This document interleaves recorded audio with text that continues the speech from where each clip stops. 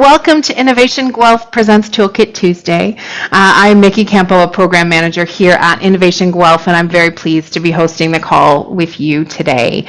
I'd first like to welcome our two friendly American Sign Language interpreters whose time today is graciously provided by SLIAL, the Sign Language Interpreting Associates of Ottawa, both Chelsea and Rosalie. So thank you very much for joining us today, and thank you to SLIAL. So while I'm at it, I would like to thank our sponsors, Ernst & Young, Miller Thompson, Reese Informatica, Invest in Guelph, BDO, and Bonsai Growth. We are very grateful to have their support in everything that we do here at Innovation Guelph. So before beginning the session today, I would like to give recognition to the land that Guelph is on. We acknowledge that many others here today may be on different territory.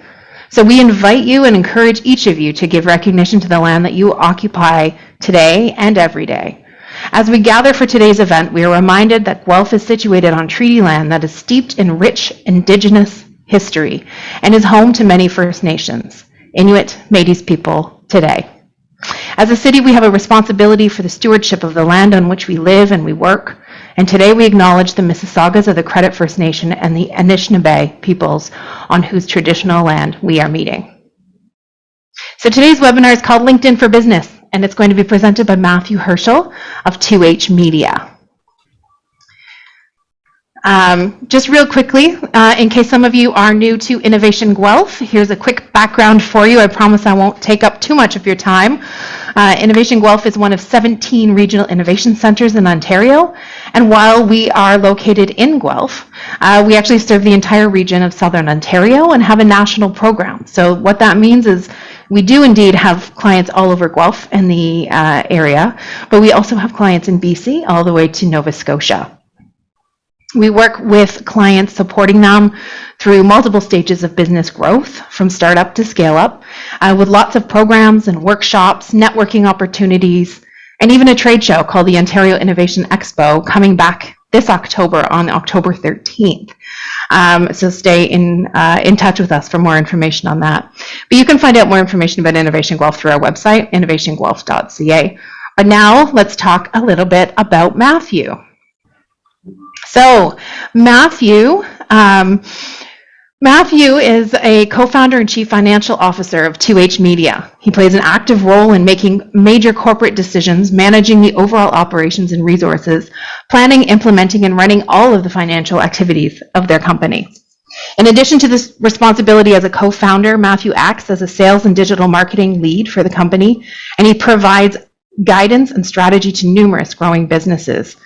Matthew is joining us today to talk about LinkedIn for Business. And that's something of particular interest to me, as I find LinkedIn a really valuable tool. But the more and more we talk to clients, I think it is definitely something that more and more people should be using as a great tool for their business. So if you have any questions for Matthew today, please use the Q&A button at the bottom of your screen. I think it's probably at the bottom of your screen. Use that feature, and Shauna will be monitoring it and asking your questions whenever she can kind of grab the right moment with Matthew throughout the presentation, and then of course during the Q&A dedicated time at the end. We will have some time for you to ask the questions direct at the end, or you can go through Shauna with the Q&A feature. I'm going to stop talking and I'm going to hand things over to Matthew. So Matthew, feel free to take over the screen and share your presentation. And thanks so much for joining us. Thank you very much for the introduction, and I'm happy to be here. And a big shout out to Innovation Guelph. Let me just throw up my slides here. Right on. Let's get into this. So a few housekeeping things first. This presentation isn't for everyone. If you are a solopreneur or if you manage a company page, there's different tools within LinkedIn that serve different purposes. So not every tool needs to be pulled out of your toolbox in order for you to use it. There's going to be some things that are super, super important, and there's going to be some things that you should absolutely avoid just to keep with best practices. So I'm going to try to identify those in real time as we go through this in terms of what tools you should use and when and for who. Right on. And again, you'll see my cat from time to time because he likes to interrupt. 2H Media, we were founded in Guelph, 2016. We are a Shopify partner. We do a ton of work in the e-commerce space. We have 8 service categories. This one falls under education. We do a ton of educating for businesses, both small and large. If you want to connect with me afterwards or connect with me on LinkedIn, that would be sweet. You can type in my name, Matthew with 2 T's, Herchel, or my business partner, Aaron. But we're going to actually get into things you care about today, which are, let's go over the agenda. These are all tools found within LinkedIn. So we have showcase pages, events, creator mode, credits, product pages, social posting, and then we're going to get into a little bit of Q&A. And like I said, these are tools within the platform, and not every tool needs to be used all the time. If you are familiar with LinkedIn, and if you do have questions, please, we're going to feel free to interrupt me if you've got something that you want to discuss or something that needs to be clarified, or if I'm using too much jargon in terms of like an acronym or whatever, please slow me down, ask. I'll do my best to get you those answers. Today, we're going to be focusing specifically on small business. There are some misconceptions about LinkedIn and what the value of the social platform is all about. Traditionally, so if we were to go back like 10 years, even 15 years ago, LinkedIn was seen as a platform for you to actually post a job.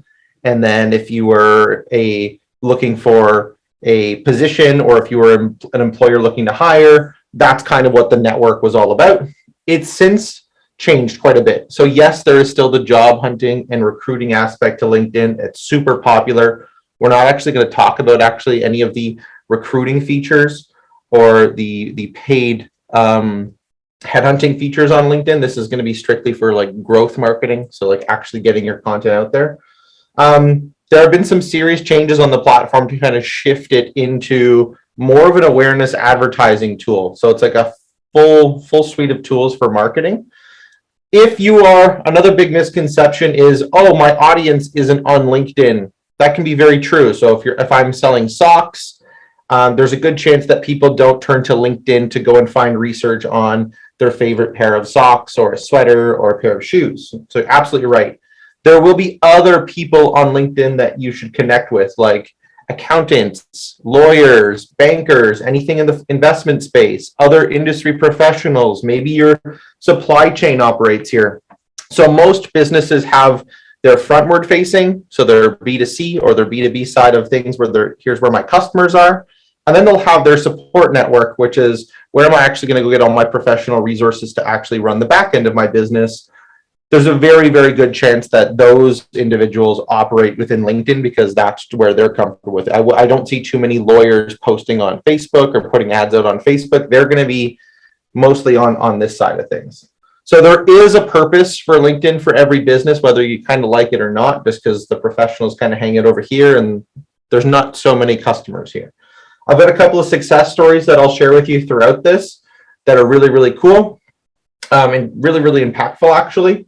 To try and give you a little bit of inspiration and you can draw your own conclusions on how you can use these teachings for yourself. But yes, it's a very, very important tool, regardless of your business size, what you sell, and who your audience is. The first tool we're going to talk about is a showcase page. So a showcase page requires that you have a company page on LinkedIn. A company page is absolutely free to own and control. You don't need to put a credit card in. In order to create a company page, you must have an individual LinkedIn page, very similar to all the other platforms. So you'll have your personal LinkedIn, and my personal LinkedIn will say Matthew Herchel, and I'll have my full suite of resume and all my posts will be there. When you can create a company page, within a company page, one of the really, really important tools is a showcase page. So if you are a business with multiple streams of revenue or products or a separate line, so let's just say you've got like a division 1 and a division 2, or you've got like product line 1 and product line 2, a showcase page is specifically built for that. I'm going to actually give you an example. So we'll use a big player here. So obviously on the left side, you can see Google. So like Google is a company. So Alphabet would be the parent company. Google is the actual, the forward-facing consumer brand. great. Google's got many, many, many products under its umbrella. And then just the one that I've actually got highlighted here is Google Analytics. So Google Analytics is a product within Google. So if your business has, even if it doesn't have an umbrella of companies, if you've got specific products under your business, you actually can showcase them with a showcase page. And what this does is it furthers your reach. So Google Analytics has very little to do with the search engine. It's a back-end tool used for gathering metrics on how people use a website. It has nothing really to do with how Google uses its search engine or its ad platform or any of its actual paid tools. But what this allows Google to do is actually manage these things separately. So maybe I want to actually put out content specifically about Google Analytics. I don't need to have a separate LinkedIn business page for Google Analytics. It's just a showcase page. So there are many, many, many examples of this. I'm only going to kind of give you one today. But if you have multiple product lines, or even two, it's like two is multiple. If you have two, it's a good idea to actually build them out as showcase pages. What you can see on the right side here is a whole bunch of additional information specifically about that product. When it was created, who works on that team, there's information that you can actually store there, including videos, posts. It's a great SEO tool. On top of that, in terms of a social platform, maybe I am a data scientist, or maybe I am someone that really likes Google Analytics, but I don't spend any other time using any of the other tools. I can just follow the showcase page and be kept up to date with all of the information pertaining to Google Analytics, while ignoring all of the information that is coming out with Google. So this really does keep someone's social feed very, very clean, which a lot of the professional network likes to do. Not everyone, but this is just a really, really important tool to have there. On top of that, I can access the website specifically for Google Analytics rather than having to go to google.com. There's a whole bunch of tools underlining this. So I'm not going to go into every single tab, but the goal there is to increase the scale of what your business actually looks like, create an easier pathway forward for your customers actually looking for the right information. It makes content very, very easy to share, and then it keeps it very focused. So, which are all really, really good things when it comes to social media. What you'll see on the company page is whenever you actually land on a company page, you'll see a whole bunch of other competitors. You'll see other products that they've got. So you'll see Microsoft. Microsoft will have the same thing. So Excel would be its own product page. Word would be its own product page. PowerPoint would be its own product page. There's a whole bunch of tools underneath each one of these businesses that you would have. If you are selling physical products, you can sometimes do this as well. So if I was selling any kind of kitchenware, I might want to put essentially categorizing your business. So if I'm looking for something specific in terms of a category, I'll want to separate that out as well. LinkedIn isn't as friendly to physical products as it is to digital products. I will put a big asterisk there. So there's going to be things that on the digital side that you can do very, very easily. And on the physical side, it's much harder, but you're still able to create showcase pages for this. Just a question, Matthew. Yeah. Once we add all the content to each showcase page, how often should we go in and update it? That's a good question. It depends. It depends what an update looks like. So if the information is still true, there's no need for an update. I would say update this. So when COVID was in full swing and there was updates that are happening all the time coming down from either the federal, provincial, or the local government, and it might have meant that your business was either open or closed or extended hours or something different, I would have said update it as frequently as possible and keep your customers informed of what's happening. Now that's kind of behind us, but there are still things that you should update customers on. So if there is an update that is important to a customer finding out true information, I would say update it as often as needed. In terms of just a post, so just sharing social content, normally that should be built on some kind of strategy. So what is the purpose of it? Who are we trying to reach? What is the information? Can we keep it consistent? I'd all fall back onto, okay, great, if we post once a week, does that actually do anything for us? What is the overall goal there? I will highlight a few other things in here that are best practices, but normally I would recommend having some kind of strategy on the platform in terms of, we post every day, here's the audience we're trying to engage with, we're trying to get to build a community. So our goal is to try and get comments and shares on our posts. Well, I'm going to try and post before 9 a.m. every single day, except weekends, to try and foster that community. You can do that on the showcase page. You can do that on the company page. You can do that. There's a few other areas you can do that as well. But if it's just an update, do it right away. If it's more social strategy, go back to what either a consultant is helping you with, or go back to the social media manager that you're working with, or develop one yourself. They're not terribly hard. There's quite a bit of information that you can just find online in terms of creating a content strategy. Great. I have a few more questions on this topic. Yeah. Posting too often is not a problem. So like, feel free, like, post away. As long as it's good quality content, post away. Do LinkedIn company pages and showcase pages show up as a link on regular Google search, or does the customer have to be on LinkedIn and search there? No, that is another one. So no, your company pages and your showcase pages are found in a few different places. Your social media links will actually pull into a variety of things. So they'll populate into given time, it will populate into your Google My Business page. So if you have a Google My Business page, at the bottom of that page, your social links will appear. So they will appear there within an actual Google search. I'm going to speak specifically with Google because I know a little bit less about Bing, Yahoo, and the other search at Safari. Within Google, you'll actually get these as breadcrumbs. So if I type in specifically, let's just say Google Analytics, well, Google Analytics will come up, and obviously that's a direct search. I'm typing in the actual name of the thing I'm looking for. If I typed in like analytics software, there is a chance that that link will rank.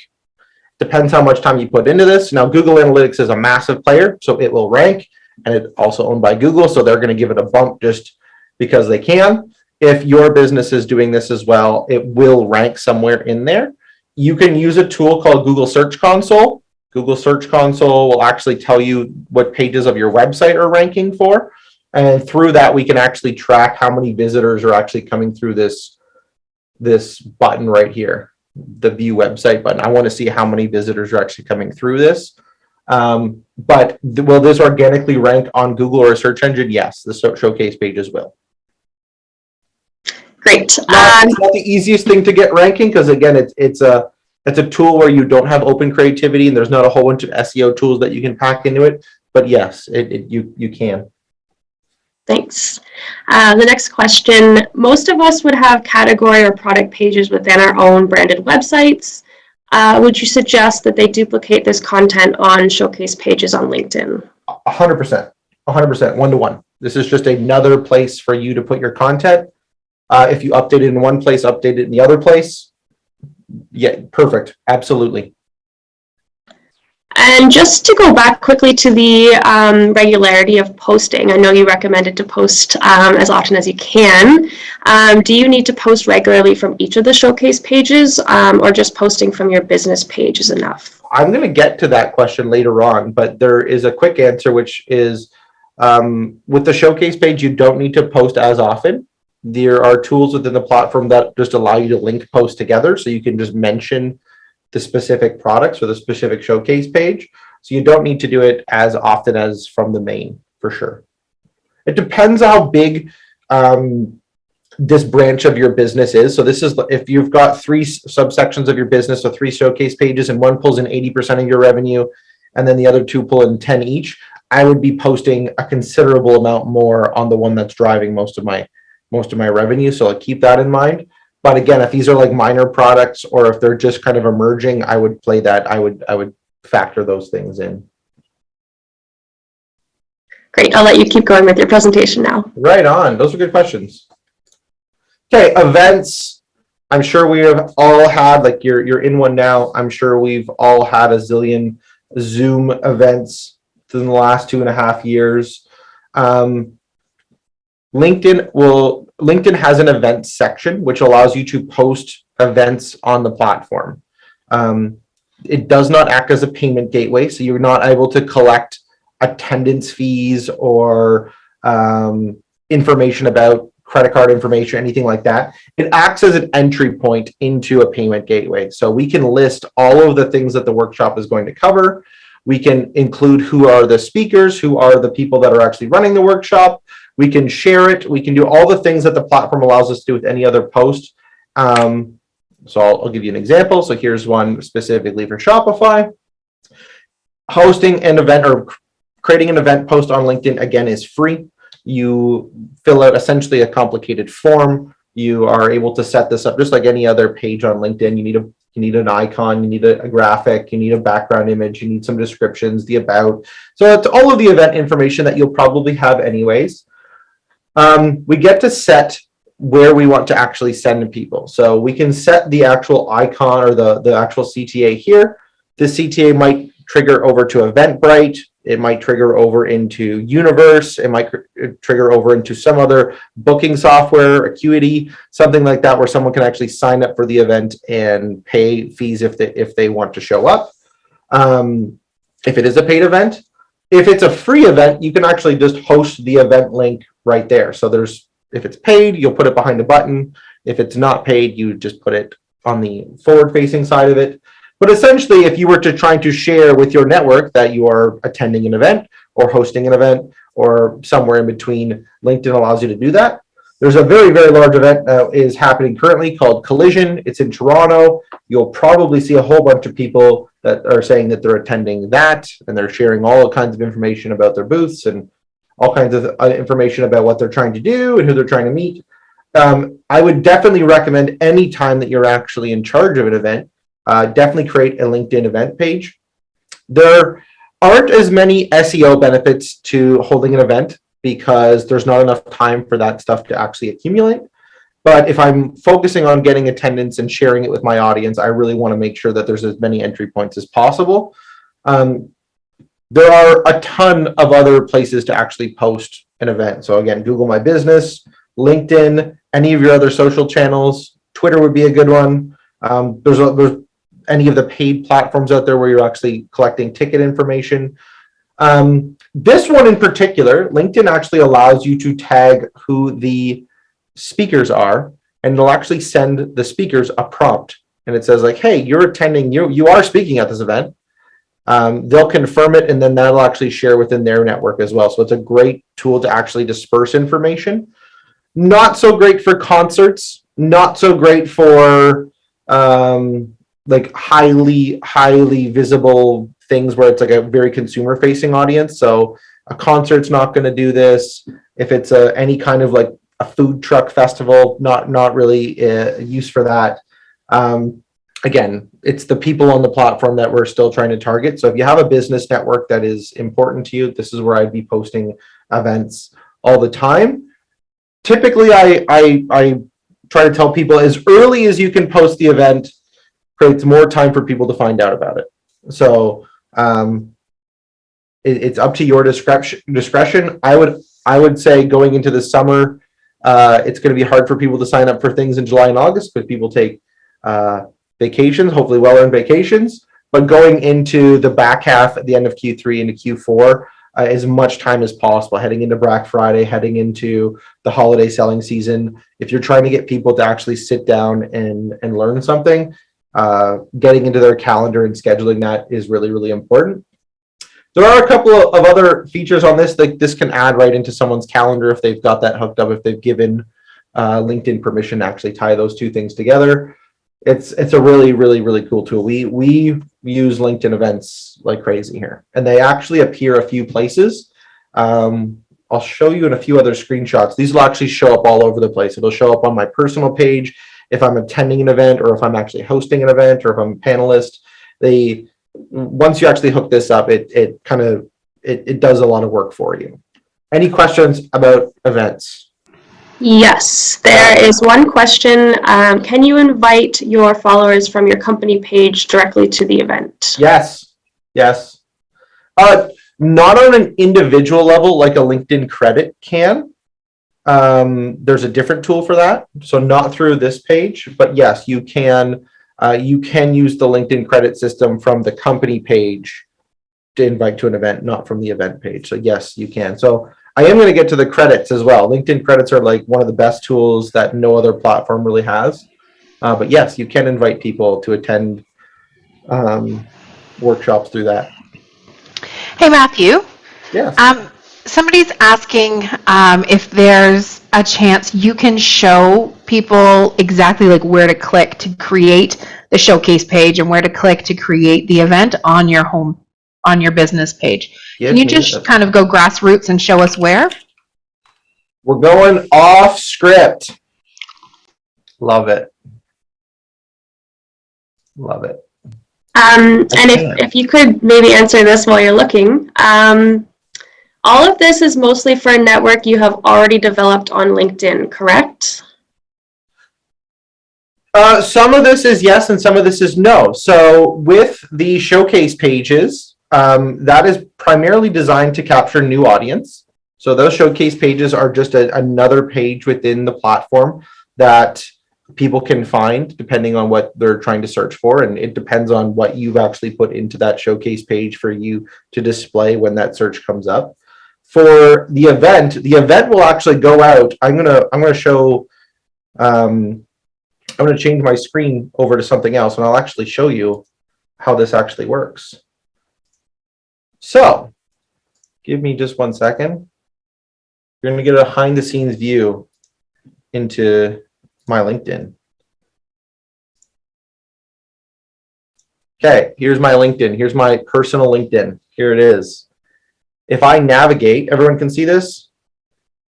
If I navigate, so very quickly, if I don't have a company page, I can click on the 9 dots, the work here, and I can click either create a new page, and that'll actually select I can create a company page from that, from the work side.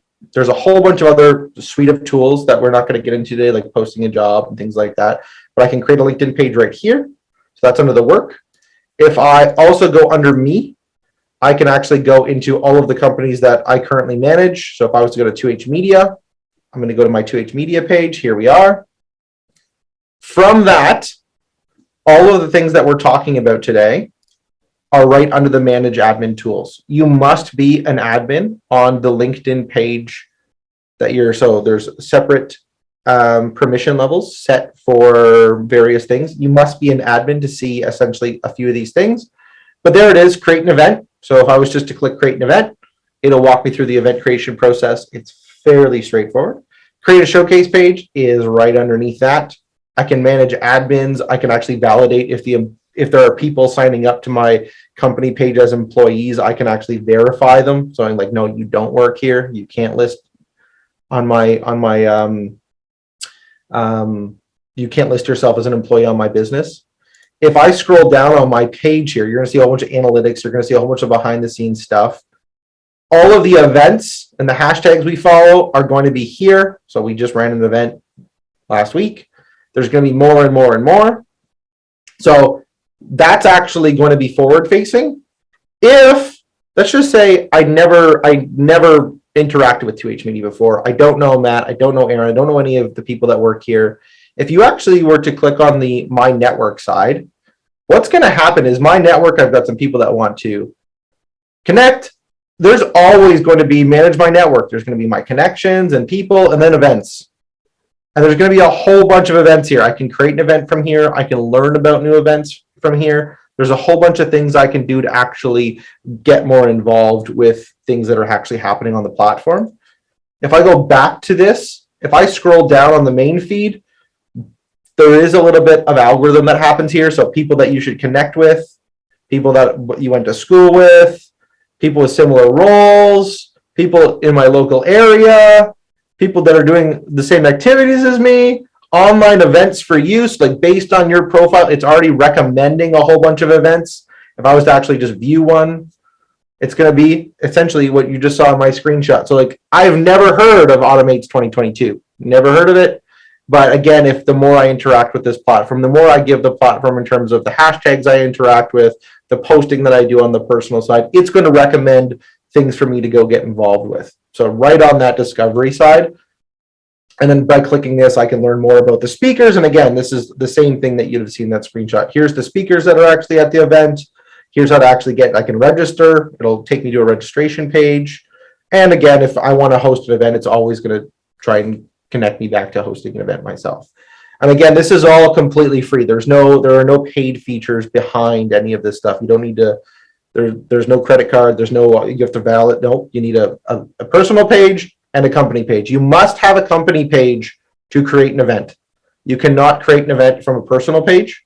There are a few things that you must do in order for the tools to become available to you.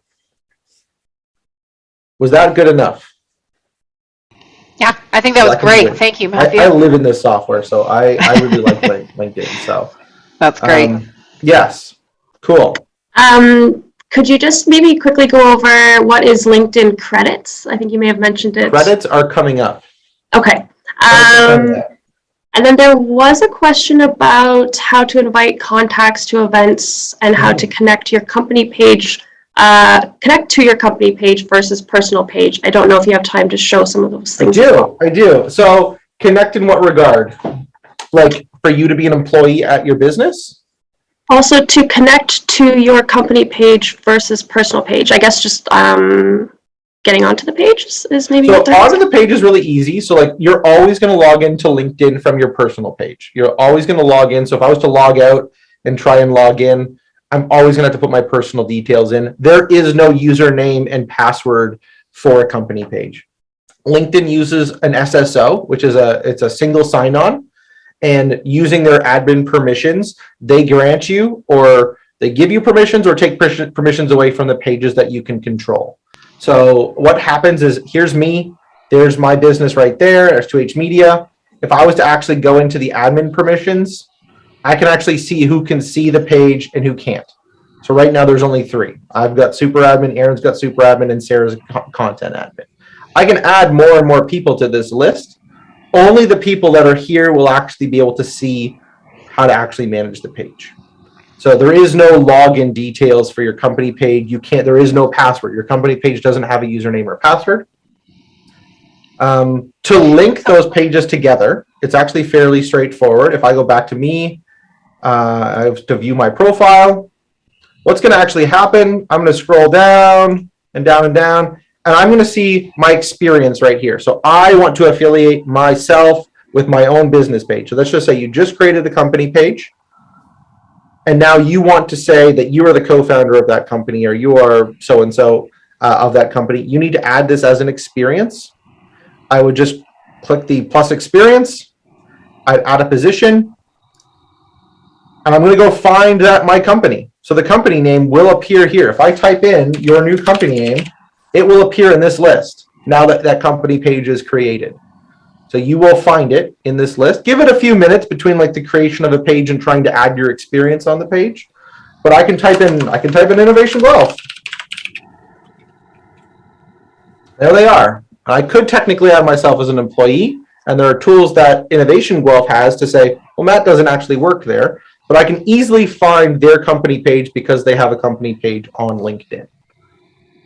Good. So I would encourage, if you've got employees, I'd encourage that you can add them. It's going to make your company look a little bit bigger. There's all kinds of things to do there. And again, you'd add your specific title and employment type. There's all the normal employment information there. When we want to link those two things together, I'm going to get to that in the social posting at the end of this. So that's like where we're going to leave off. But that's how you tie yourself to your business page. Within that, if I was to go here, discard all this. And if I was to actually make go back to view profile, it's not loading in my image currently. So Matthew, I think she was also asking, like, if you're going to invite people to your event, you have your company page and you have your personal connections. Can you invite both, right? Yes. So, and is it an easy thing to do from your business account versus your personal account? So from that, yes, that's a great question as well. You're going to be using LinkedIn credits to do that. Your LinkedIn credits are unique to you. So if I've got 2 admins on the page, I can only invite people that I'm currently connected with using a credit. So if I was to say grow your followers and I'd say invite connections, I can search for all of the people that I'm currently connected with on LinkedIn. And there's a whole bunch of things that I can do with this. I would definitely, I can open this up and share this in the chat. The credit system is fairly, it's a very useful tool. I'm not going to get into like the really nitty gritty of it today, but yes, I'd find the connections that I'd want to connect with and I'd invite them. The same thing happens with the event page. If I had a live event page right now, I'd show that to you. I don't have a live event right now. I'd have to create one. That's going to take too much time. But if I had a live event, I could use credits to actually invite people to that event. Perfect. Great. Thank you. Cool. Just one more question before you move on. So do people search for products and services on LinkedIn similar to Google, or is it mostly connecting to people who do similar things? They connect to people that do things. So the goal is, so if I think about this, I'm not looking for legal services. I'm looking for a lawyer. And I'm probably looking for a lawyer that I can meet with face-to-face, or a real estate agent, or someone that does something that's near to me. So within that network, I'll actually give you lawyer. I'm just going to type in lawyer. I'm looking for a lawyer. Great. So in the top search field, I've just typed in lawyer. I'm not looking for a lawyer job. I'm not looking for a lawyer post. I'm not looking for a group of lawyers or courses or schools or events. I'm looking for people. I'll just select people. Great. Here's a whole whack ton of lawyers. Maybe I'm looking for a lawyer in a specific location. Maybe they need to be in Toronto.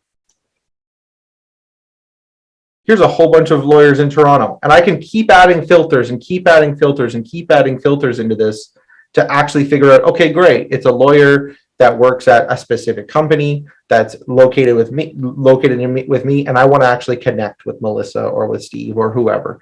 So the goal there is I'm looking for people. In the B2B world, I'm looking for maybe a purchasing manager. Maybe I'm looking for someone that's an owner, maybe someone that owns, that is in control of something. I want to find those specific people. So if I was trying to sell a product to someone in healthcare, maybe they own a spa, I could actually just type in people, Ontario, and here's all of the people that are currently got people in Ontario, and I can go and find co-founder of My Spa Rocket. I'm going to go and find 1,000,001 people. There's 6,200 people that fit. They work at a spa. They're in Toronto, and I could probably go through the connections and add a director title or whatever. And I can go and use this as a sales tool. I can use this as a finding other people in the industry for maybe I'm looking for a mentor. Maybe I'm looking for people that sell a specific product. So like it's both a sales tool and a discovery tool to find someone that I'm either wanting to work with in terms of I'm going to give them money for services or vice versa.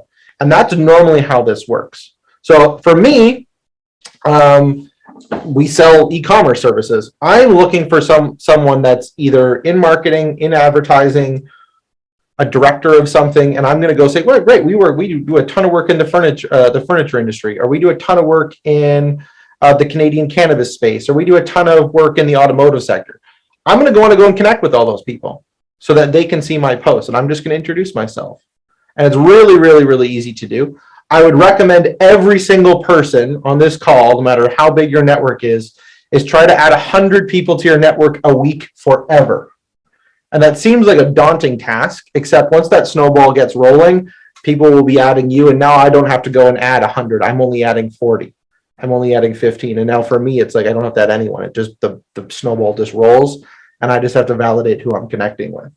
But if you're trying to sell or trying to connect with someone that's in a buying position or in a selling position, this is how you do it. And again, following this information is just a giant database of people. So I don't need to buy an email list. I don't need to go and get a whole bunch of third-party data that you shouldn't be getting anyways. I'm just going to make the right searches on the platform, and anyone that's currently operating here, I can just go talk to them. So it's like a better version of cold calling, because yes, Dominic has no idea who I am, but if we operate in the same space, there's a good chance that we're going to have something in common, and the conversation is not going to be that hard to start. Make sense? Hopefully. Good. I hope that was a long answer to a short question. So Are there any other questions? Do you suggest a personal note with each? Yes, unless, so let's just say you're in this workshop and you connect with me on LinkedIn. I'm gonna know. We just had a touch point together. I'm gonna say, okay, great. I don't have to. If I don't have a previous touch point with someone, I would absolutely include a note. Hi, Quinn or Dominic or Paula. We work in the same space. I'm right down the road from you. I actually operate a spa in Hamilton. Great. I'm just trying to expand my network. Looking forward to chatting. Connect. And that's just going to, again, go a long way. There is spam on the platform, like every platform. So like if you don't have a note, that does decrease your chances of a connection.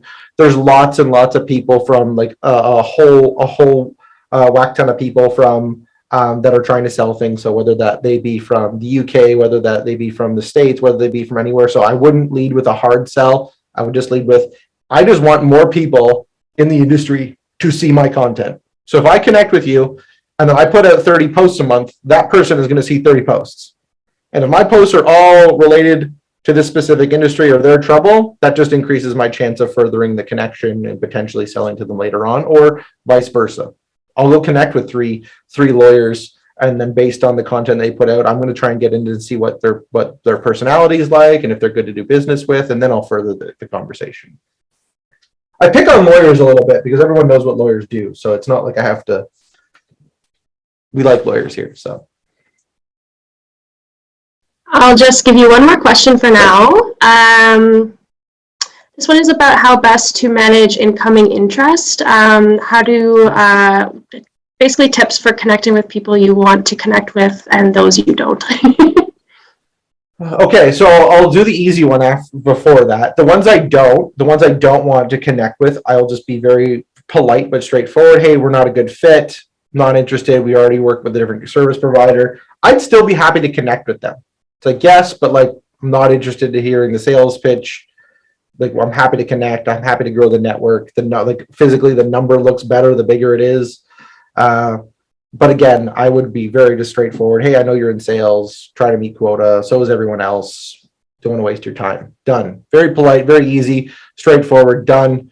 I've got a macro on my computer. I hit one button. It's the same thing. As soon as you get above like 5,000 connections, it happens every 2 minutes. On the other side, a personal note. It's just treat it as if you're interacting at a trade show. Hi, I'm so-and-so. Nice to meet you. Tell me what you do. We work in the same space. So if you've ever been to a trade show, everyone's got something in common because we're all at the same trade show. The trade show is about X. We all have X in common. Now you're just going to try and treat it like a normal interaction. But just say hi. Don't try and sell them something right off the hop. Just say hi. Love to learn more about you through the content you post on this. Look forward to seeing it. Done. And you won't have too many problems that way. The problems that you'll get was marked as spam and everything is if you're trying to push. Just try to connect. People consume social media just like everything else. So the more people that you have looking at your content just increases the chances of them reaching out. So I just want to try and get them I want to get my content into their feed. So like super organic. You're going to see it.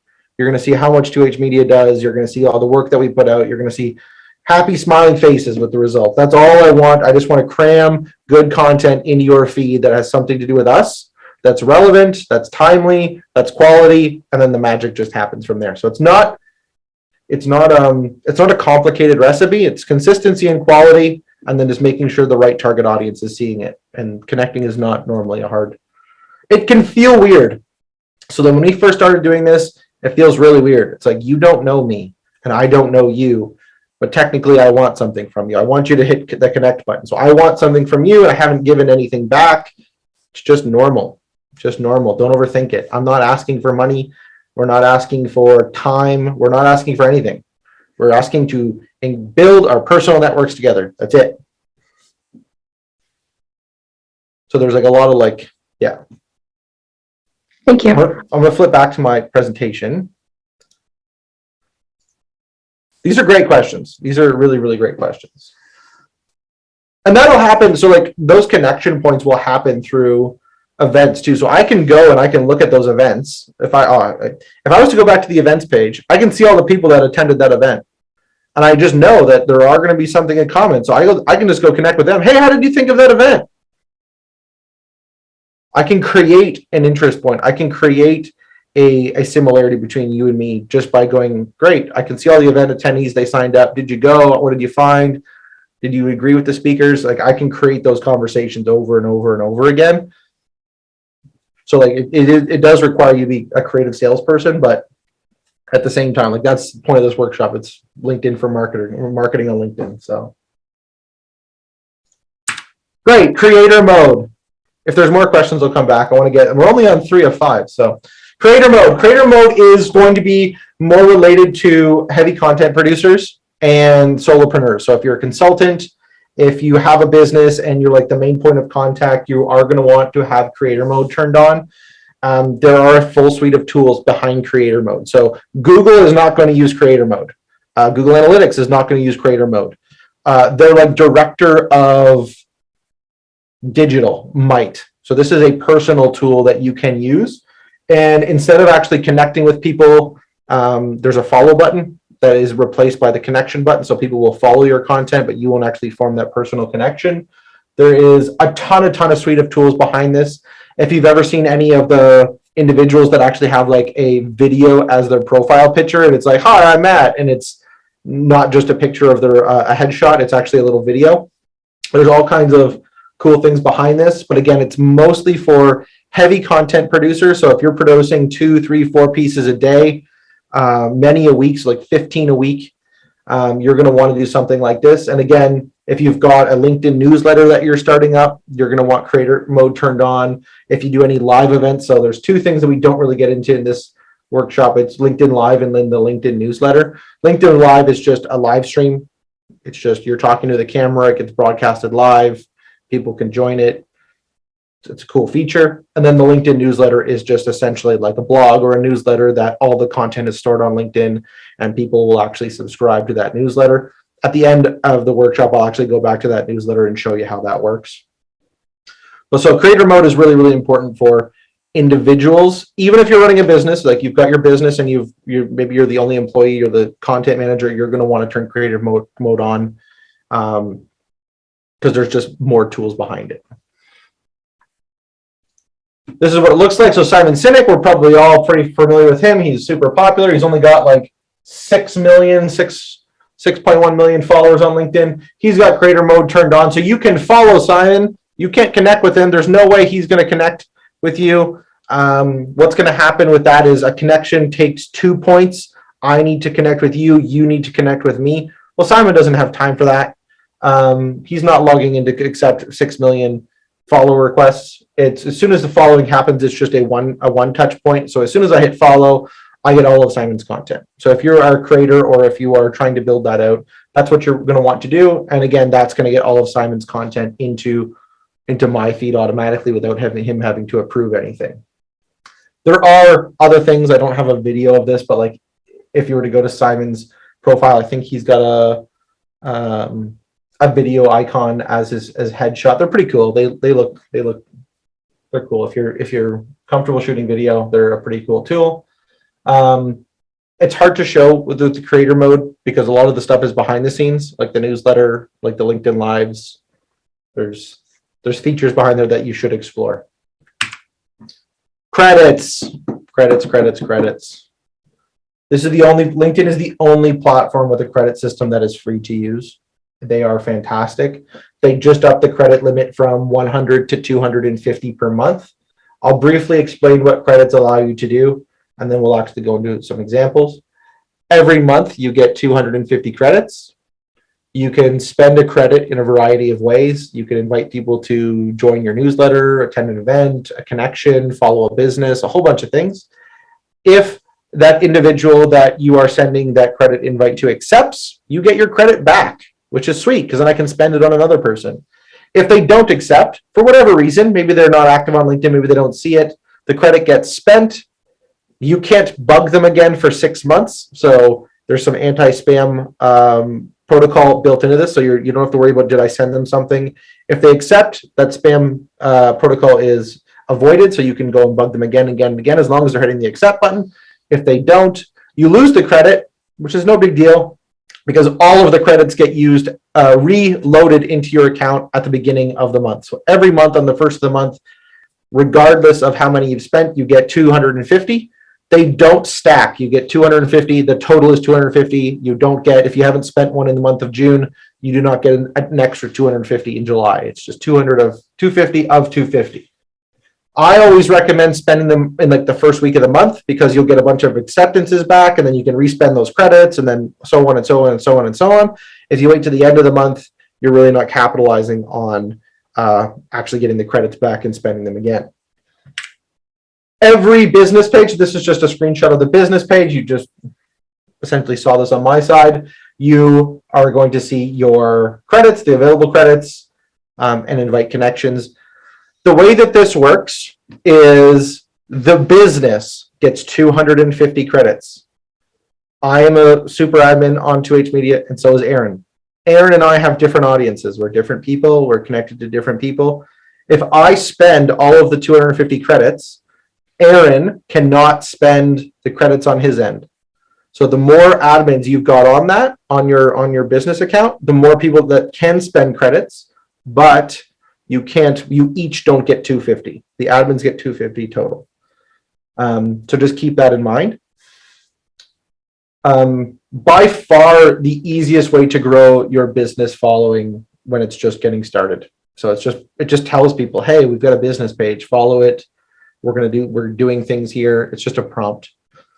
So it's a very useful tool to actually create a specific touch point, a guaranteed touch point with someone. Normally with every other social platform, it's did they see the content? And that's going to be a maybe. With a credit, I know that they got that. Essentially, it's like sending an email within the platform.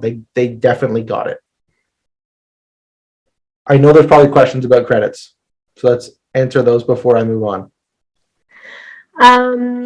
Actually, I think the questions are kind of overall arching questions that I'll bring up. That's okay. Let's go through them before I get to point 5. Okay.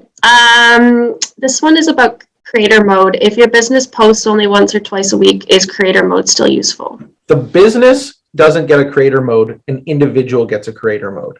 So Simon Sinek, he is, this is why we chose him. He is a consultant, but also has a business. So he will publish books under the Simon Sinek Publishing Co., or whatever it's called. But he himself is the business. So there's two. Obviously, you're not receiving an invoice from him personally. It's going to be from a business entity. So the creator mode is not meant for business profiles. They're meant for individuals. So in my case, Matthew Herchel could turn creator mode on. 2H Media cannot turn creator mode on. So it's all about how much you personally post on the platform. Awesome. Just some questions about finding success when making connections with company executives.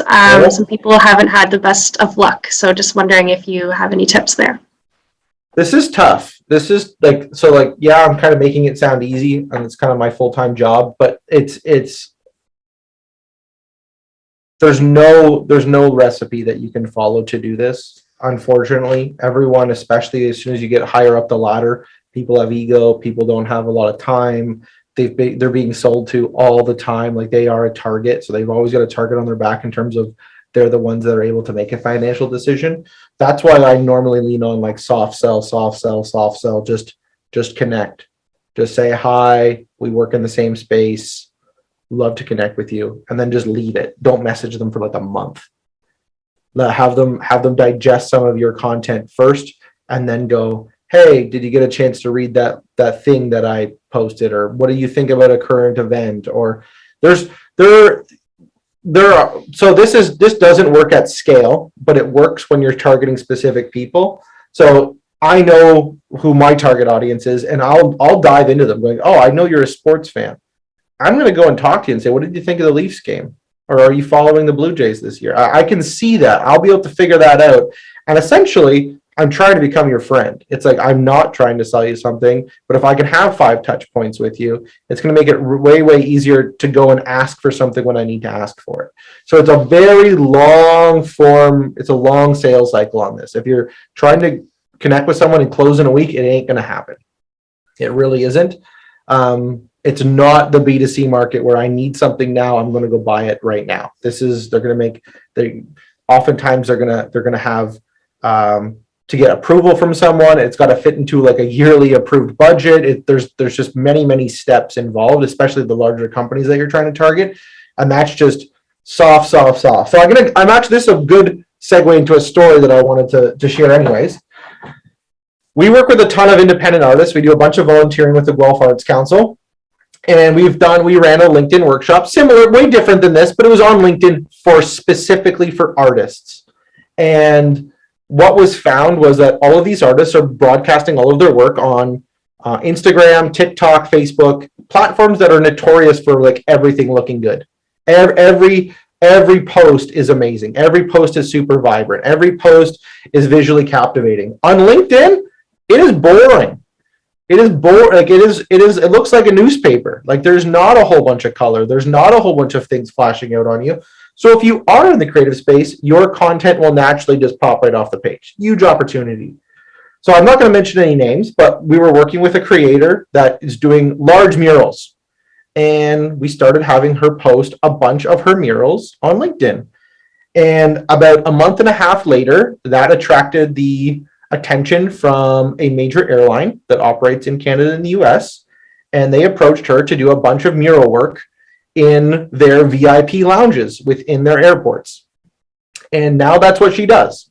She works for a major airline as a contractor, as an artist, painting some of the craziest murals that you'll ever see in airports, because the CEO of one of these airlines saw her work on LinkedIn and loved it. And that's it. She did not need to approach them. She just put her work in front of people and started the conversation saying, here's the pieces and here's my work, and that's it. And naturally people will start gravitating to good work. So that's a really not soft, or really not hard sell. It's a super soft sell. I'm just going to throw my content out there. And again, she wasn't connected with the airline industry. She had no idea that they had big walls that needed paint on them.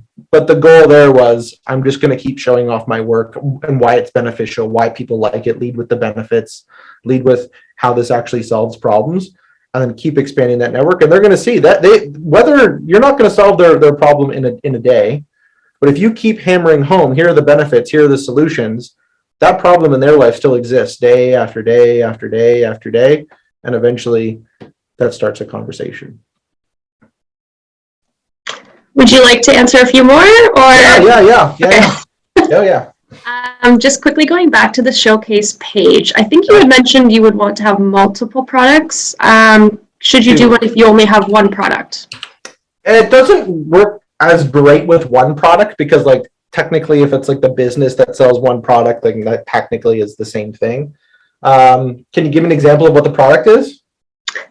I can't. If they want to step in and type one out, I will relay that back to you. Normally, a showcase page is useful when there are very differing things within a business. So if it's all centralized around one product line or one product, we don't want to separate those. We don't want to separate the company from the thing they sell. But if they sell multiple things, it might make sense for different audiences. If I sell an operations tool and I sell if I sell like heavy equipment in like 3 different industries, well, those industries, great, it's heavy equipment, but it has nothing to do with being a subcontractor in landscaping versus being, an electrician that's a linesman working on an electrical pole. They're completely different. They're not going to treat those two things the same. They're never looking for the same thing. So it depends. That helps, thanks. When resharing content, is there a way to post the reshared content to your company page versus personal page? Like just like this? Yes. We're getting there. I can skip to this right now. There is a best practice for this. So great. You'll see it on my screenshot. I'm going to go back one. So social posting, yes, the platform, you can just post on it like any other platform. We call it social posting. It can be about anything. It could be a work anniversary. It could be thanking someone. It could be about a case study. It could be about a new blog post. It could be about anything. Anything that's relevant to your business, your employees, the industry, anything political that's happening, anything that is affecting anyone in your line of work, anything. Normally what happens is, depending on what audience size is bigger and the content, you'll either want to share it from your personal side first or your business side first, and then share it. So with this, it was just a behind the scenes photo. We're shooting a bunch of filming stuff, and I thought, oh, great, let's get a photo of the team. And great, I took the photo, and I just, yeah, it's really nice to be working in person again. Cool. And I tagged Aaron and James, and there's another business owner here. Cool. And then I just flipped over to my company account and just said, love this. Great. Super easy. It's naturally going to go to everyone that follows the company, and it's going to go to all of the people that are connected with me. And then it's also going to go to all of the people that were tagged or mentioned in the post. So vice versa, you could do it like company and then person, or you could do it person and then company. But I would always hit both. So that would be like the big thing on how to make sure both of those audience needs to see it. And again, it doesn't need to be a big write-up and a big write-up. Great. I will give you one more question before you move on. Cool. For someone who markets themselves through thought leadership, what is the most effective platform for content publishing? Your website, a blog, social media, LinkedIn. What is the strategy for maximizing coverage of the content one publishes? What kind of content is being published right now? Can you repeat that? Sure. So for someone who markets themselves through thought leadership, what is the most effective platform for content publishing, and the strategy for maximizing coverage of the content? So it is definitely going to be dependent on who the audience is. So like if it's thought leadership in like being like a first-time parent or anything in the consumer space, LinkedIn is probably not going to be the best tool for you. So it really depends on what industry you operate in. If that was the case, I would be trying to get into a Facebook group. I'd be trying to get into something like that that has a 10,000 person audience that you can constantly put out that thought leadership to. And then normally within a platform, you're only going to be able to get like what the platform gives you. So you're not going to be able to write a blog as a post. And that's true of every platform. So you're going to need somewhere to hold your content. So that can be Medium, that can be LinkedIn, that can be, essentially it's going to be like the industry standard for whatever clientele you're selling to. So I don't have a perfect answer for you there. And then where your customers are. Like you need to absolutely hit where your customers are. There's a very good chance that there will be a split. There'll be like partially Facebook, partially Instagram, a growing audience on TikTok. Maybe they subscribe to a bunch of newsletters as well. So like knowing where they are, that's where I'm going to tell you to go as well. So like right off the hop, where are they spending their time? I'm going to go to there. Now the content is really depends. Is it video content? So is it you actually sharing information about yourself and actually providing that? Is it you? So it could be YouTube, it could be Medium, it could be a direct to consumer newsletter. So email marketing is super popular as well. If you're an influencer, so like that's thought leadership and influencer are like very like synonymous right now. Like they're the same thing. It's like someone knows a lot in this space. I'm going to influence people and share them. So I think so in the food industry, one of the biggest up and comers right now, I think his name is Bobby Fillet, something like that. And he reviews food. He goes to Costco and like one by one, he reviews the food. And that's it. And it's like Bobby approved. He's got an app. He's got like a zillion followers and doing well. So through thought leadership, he's leveraging LinkedIn and YouTube and TikTok, and he's getting huge following there. So it depends on a few things. The more information you share through that question, the more I'll be able to help you. It's not a one size fits all for any of this. Like I would have never thought my parents, who are in their 60s, would be following Bobby. I can't remember his name. I learned about him a week ago, but he's absolutely massive. And yeah, he's got an older audience that cares about their health, and he's didn't even know my dad knew how to download an app, let alone scanning. Yeah, you're doing good. But again, it's all about where the audience is and how their shopping experience looks like. Another question? Can I go on? Yes, let's keep going. Cool. So product pages, this is different than a showcase page. So product pages and showcase pages are different. So a product is not like a whole big service. So like the showcase pages were primarily around services, like the Google Analytics is a service. This is where things can kind of get confusing. They have product pages, predominantly they're for digital products.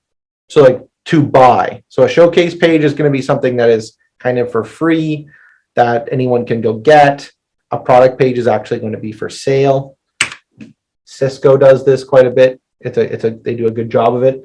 Their products, if I was going to go to the Cisco company page, they'll actually have a products tab, and there's like, okay, great, there's paid products under there. They're the information behind a product page is way less than a showcase page. So like you can advertise your products on here, but you're not getting a page for it. They call it a page, but it's really not a page. It's like a listing. It's like, so yes, I encourage people to have them because it's just it builds out the platform. It builds out it builds out a lot. And again, you want to highlight that it's going to play a factor in SEO. Ideally, you'd probably want to have different images representing different products to create some kind of differentiation, but there's no payment gateway through LinkedIn. So it's not like you can buy any of these products on the platform. It's always going to be a click to leave LinkedIn and then go somewhere else. And to be very honest, LinkedIn doesn't really like helping people leave their platform and go somewhere else. They like sharing information and staying on their platform because that's how they make money. So they're not going to do you too many favors in terms of leaving the platform to go and buy cloud storage from Cisco. But yes, you should have it. There are going to be affiliate pages. So like the affiliate pages will just be other things that potentially could be listed in your search. And then there's going to be some competitor overview there as well. So like you will be positioned beside your competitors. There will be a different set of affiliate pages where you are, but this is like very, very muted compared to a showcase page. My cat is going crazy, buddy. So yes, you should explore product pages. They're all specifically for digital products. You cannot list physical products on this yet. This is a beta feature that came out only a few months ago now, maybe 6 months ago. They are thinking of expanding this into physical products. They're trying not to make it a marketplace. Like LinkedIn is not Facebook in terms of like the buying and selling a Facebook marketplace. So it is primarily for business-centric digital tools. But I would definitely keep an eye on, we're signed up to their new, we see everything that LinkedIn puts out in terms of their updates, but I would keep an eye on that for physical products in the future. If you've got a digital course or e-learning, that would be good for this, but. Matthew, would product pages benefit companies that provide coaching services and custom workshops? Oh, that's a good one. No, unless they're digital only. So like, unless it's like a custom workshop, probably not. That's going to be something that is not going to be like scalable or repeatable. It's not something that I can opt into and just go get. If you had like a workshop, like if you had like a Udemy or a Thinkific site and you've got all your courses listed online, then yes.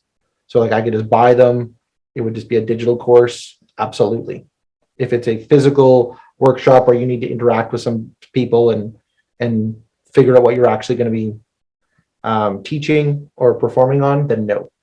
Again, these are emerging tools on the platform. So again, what I'm saying will probably not be true a year from now. But again, they just launched these features fairly recently. So cool.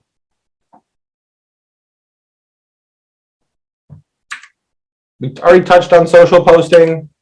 Yes, I think we're coming to the end. This is my last slide before we actually leave here.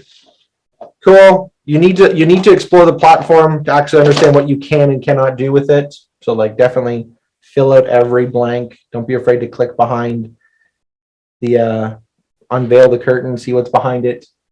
Consistency is the big thing. So there should be, if you're going to try and do this, try and make a commitment to yourself in terms of what you're actually going to commit to and how often you're going to do it. And then again, if you don't have consistency, like it's all for nothing. So if you can't be consistent with it, I'd say don't waste the time in the first place, because you're not going to yield any positivity out of it. It is a giant time sink. So social media, yes, it's free. On one hand, it's free. It's going to suck a ton of time. Like this is just like relationship building. It's going to take time. If you don't have a huge sales budget, marketing budget, hopefully you've got time. So it is going to take some of that. Don't be afraid. Like mistakes happen. You don't need to be perfect right off the hop. If your customers expect you to be perfect, find better customers because that's ridiculous. That's just my own philosophy on that. Be mindful of your audience. Like again, there are lots of things that are happening politically, geopolitically. Just keep an eye on. It's interesting. There are a lot of political posts because obviously government affects business. So government policy affects business. So just keep an eye on that.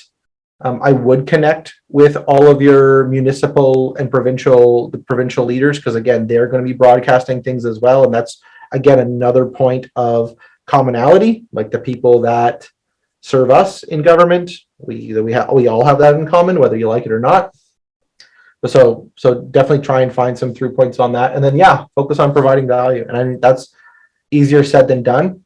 But the goal there is if I am trying to show off how we're helping, it's going to be a lot easier to do business with us rather than me reach out and ask you if your ducts are dirty and if they need cleaning. No one likes that. Questions? Slides? I think IG has all the slides. You can absolutely connect with me on LinkedIn. That'd be sweet. Or 2H Media. Cool. All of our workshops get posted there. And then if you have a question, I'm going to mute my phone right now because the last workshop I had, someone got funny and called me in the middle of this. That is actually my phone number. Cool. Cool. Great. Matthew, this was fabulous. So many good points. I will ask you a couple of questions that came in the registration, and then I'll open it up to anyone who has any further questions. Sure. So, just a quick one. Can the public see what companies you are following? What companies am I following? Or just in general, like can the public see the companies that you're following? I think they can. Yes. Kind of, not all of them. If I was to go to, give me a second. Yes, they can. Technically, I follow a lot of companies. So if I'll share my screen. So yes, they can. There's a whole bunch like Tesla and BBC News and the college and a whole bunch of universities. So yes, they can. There's a whole whack ton of things that people can see. The goal is to create trend. So this is very different from Twitter. This is different from Instagram. This is different from all the platforms where there is a high level of transparency. Are you a person? So you can't have a username that's marketing guy 10115.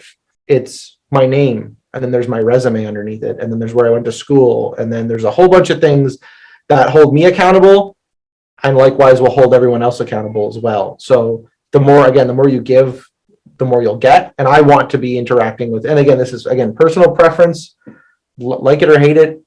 Transparency is normally better for everyone. So yeah, they are going to be able to see the things that you do and the things that you interact with.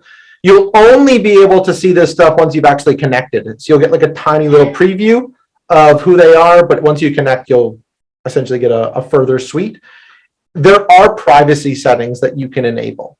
So within your own personal side, you can actually go to privacy, settings and privacy, and you can set a whole bunch of visibility settings. You can change who can see your last name, who can see, you can change pretty much everything. It is a platform that is trying to increase transparency, but you ultimately have the say on what appears and what doesn't. Great, thanks. There are some questions that are just about reaching a target audience. I know you addressed this in your presentation. I don't know if you wanted to just touch on some best practices there, as well as maybe suggestions for a first connection comment to write to a prospect. So target audience, again, it's done one-to-one. So it's you can use paid features on LinkedIn. It's called InMail. So like LinkedIn, they call it InMail. You can go and target like all of the lawyers in the greater Toronto area. You can do that. and it costs money, and you can use those. It's an advertising service, and you'll go. I'm sure that if you're active on the platform, you'll have probably got one as well. If you're doing it on the individual side, like I did, searching by either the title or the industry they're in, you can do it all individually. And then I recommend that, especially for small businesses that don't particularly have a marketing budget. But you can go and just find out who they are. The biggest thing is just knowing who the customer is. So like if you've got a customer persona, they work in healthcare, these are their responsibilities, here are their pain points. I should be able to go find those people fairly easily. And then that touch point again is going to be really, really dependent on who that person is. So like if you're targeting a whole bunch of CEOs, I would say don't, because they don't have time for any of that. Target someone else but further down the ladder. Figure out who actually those decision makers are, who can be a champion within that business, and then push those ideas up internally. So I normally don't go to the owner right away. They don't have time for any of this. It's like who's the director of marketing, who is trying to meet goals within their organization that needs tools or that needs support or that needs something. Very true of nonprofits, very true of charities. Again, you're not going to go right after their board members. You're going to go after someone that is actually struggling with the problem day to day. Great, thank you. For people who run a side business, what recommendations can you give for using LinkedIn without derailing their careers? Oh, that is a great question. That is a great question. I've never been asked. So, one, because of the platform and the transparency there, we just have to hope that the employer doesn't mind you having a side business. What I would do is I would be posting out of the company page way more of the personal page, and then I just would not be linking myself to that company. So if I ran a side business, and let's just say my employer was, they're an employer, and they may or may not want me to be dabbling in this space, I would create a company page. I would not add myself as an employee. I'd still be able to run it. Like you don't need to add yourself as an employee. There'd be no way to figure out that Matt owns 2H Media if I didn't want you to see it that way. There'd be no way for you to figure it out. You would just remove the things that we enabled, and great, it's just a business. And I would post solely out of that. And that's what I would do. I'd post out of the company page. There are limits there, because now we are kind of having to be a little bit sneaky. We're kind of having to not use the tools to the fullest, but that will essentially skirt the problem of having a potential employer see a bunch of stuff that you're trying not to have them see. This is common. Like this is like that is the more I think about it, that is very, very common. But yeah, company page. Don't add yourself as an employee. Post out of the company page. Good to go. Awesome. Do you have any tips for searching for LinkedIn groups that one would have similar interests with? Ooh. So groups on LinkedIn are fairly, they're hit and miss. It's they're not as directed as like Facebook groups that are like extremely heavily moderated. I'm gonna try and see if I can bring one up here.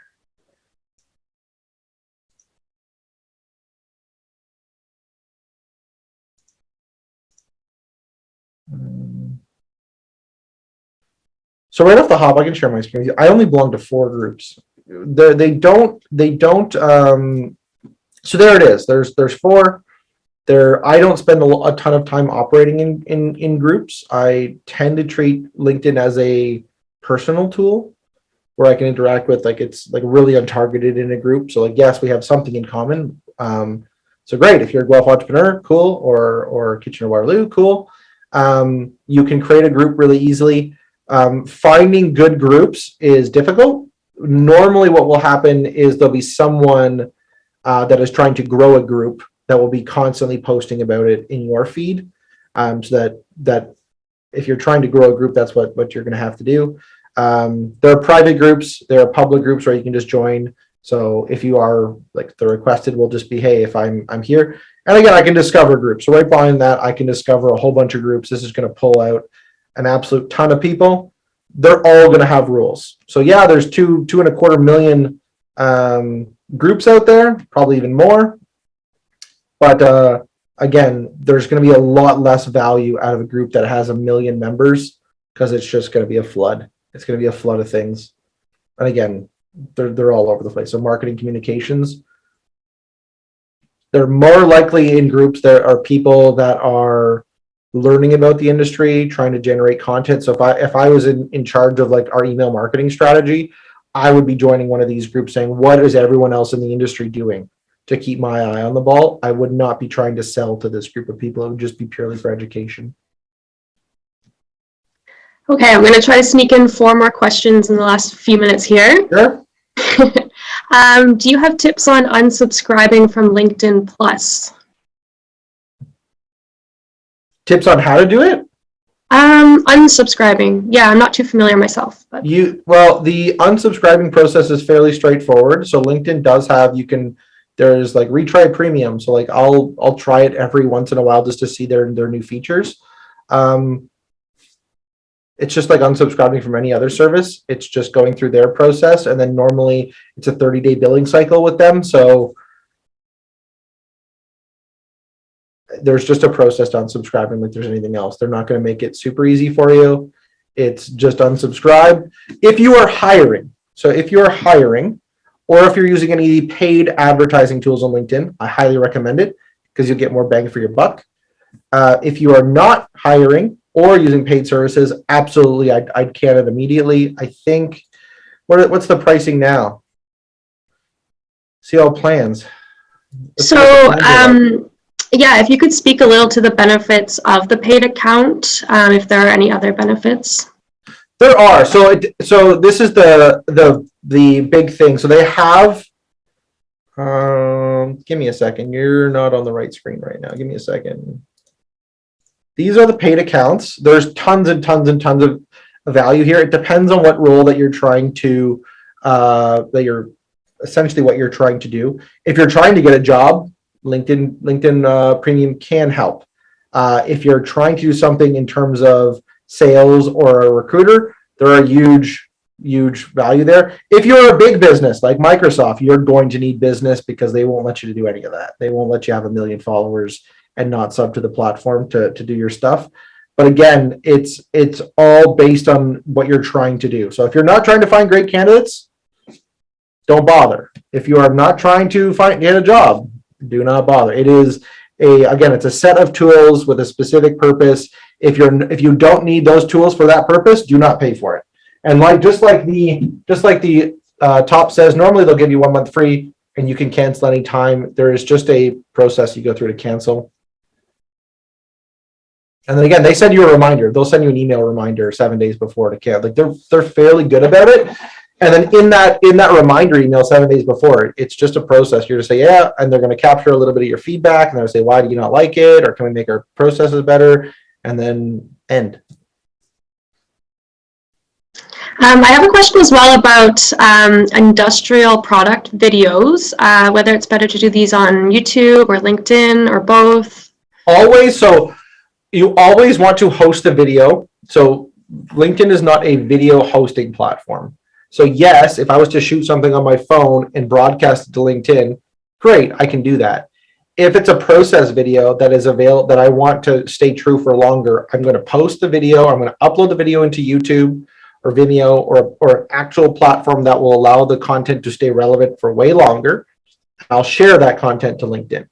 So you should have a YouTube channel with potentially a playlist of all your processing videos. So like within YouTube, you'll have a playlist. So I can probably bring this up pretty quickly. You should, kind of off topic for here, but we have a YouTube channel as well. Give me a second.